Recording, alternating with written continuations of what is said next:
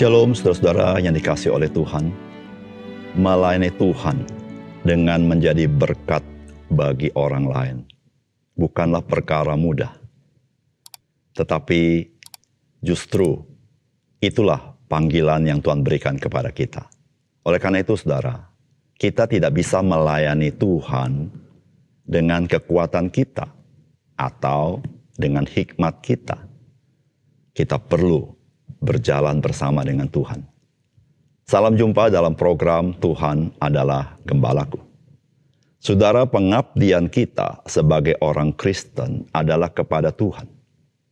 Namun tetap kita harus menyadari bahwa kehidupan kita itu berada di antara manusia. Berada di tengah-tengah manusia, kita menyadari bahwa ada keanekaan manusia, termasuk juga di antara orang Kristen. Saudara, disitulah kita memerlukan kasih dan hikmat, serta merelakan diri untuk belajar beradaptasi agar kita boleh dipakai Tuhan jadi berkat bagi orang lain.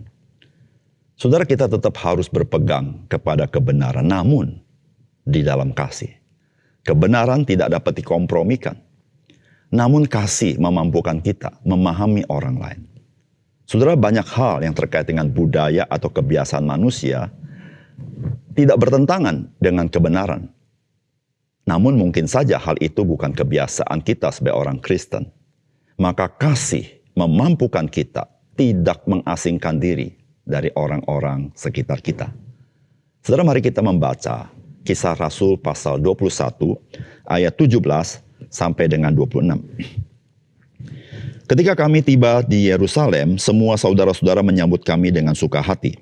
Pada keesokan harinya, pergilah Paulus bersama-sama dengan kami mengunjungi Yakobus. Semua penatua telah hadir di situ.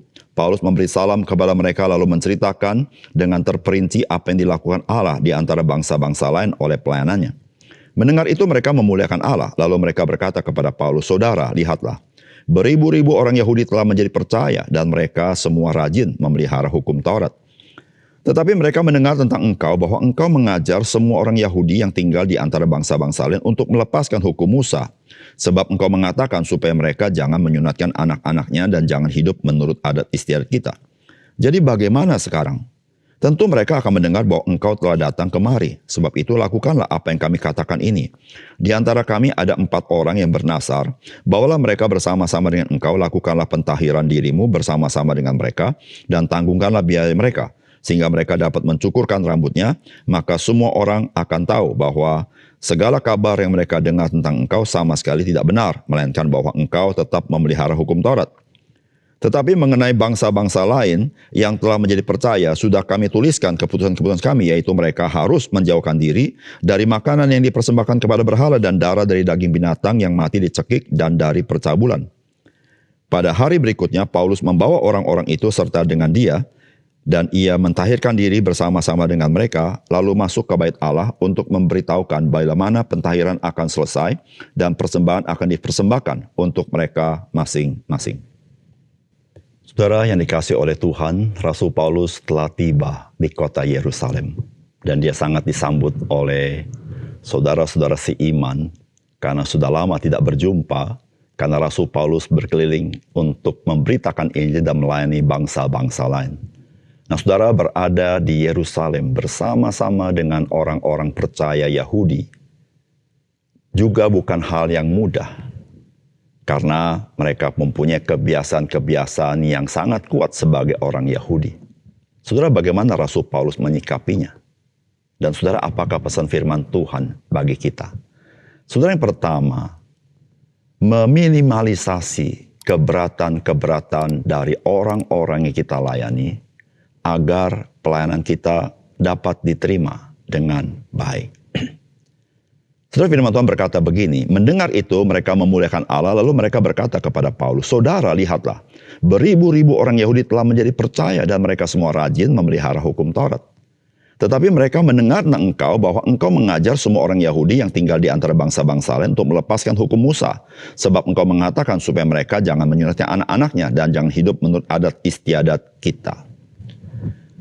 Saudara, gereja di Yerusalem banyak diisi, atau saya katakan diisi oleh orang-orang Yahudi yang percaya kepada Tuhan Yesus.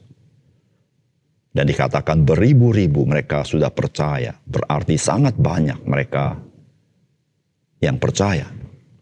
Dan mereka masih melakukan hukum Taurat. Yang disebut hukum Taurat di sini tentu ritual-ritual orang Yahudi. Saudara, Rasul Paulus hadir di tengah-tengah mereka seperti ini. Lalu Yakobus berkata bahwa Rasul Paulus didengar dalam pelayanannya ke daerah lain, Paulus melarang orang-orang Yahudi melakukan ritual-ritual seperti hukum Musa. Itu yang didengar oleh orang-orang Yahudi Kristen yang ada di Yerusalem. Disitulah Yakobus menasihati Rasul Paulus agar pelayanannya tidak menjadi keberatan. Oleh karena itu, Yakobus meminta kepada Paulus melakukan ritual orang Yahudi dan tentu tidak melanggar iman Kristen, saudara. Saudara, Rasul Paulus melakukannya. Saudara, seringkali dalam kehidupan kita berjumpa di pelayanan di mana ada orang-orang Kristen tertentu yang mempunyai kebiasaan-kebiasaan tertentu yang kita tidak biasa melakukannya atau kita sudah tidak melakukannya lagi. Namun apa yang dilakukan itu tidak bertentangan dengan iman kita. Dan jikalau kita tidak melakukannya, maka ini menjadi sebuah keberatan bagi orang-orang percaya atau orang-orang yang tidak percaya. Saudara, dari peristiwa ini kita belajar. Mari kita meminimalkan keberatan-keberatan orang lain yang sifatnya tidak bertentangan dengan iman Kristen. Supaya kita bisa melayani dengan efektif bagi orang lain.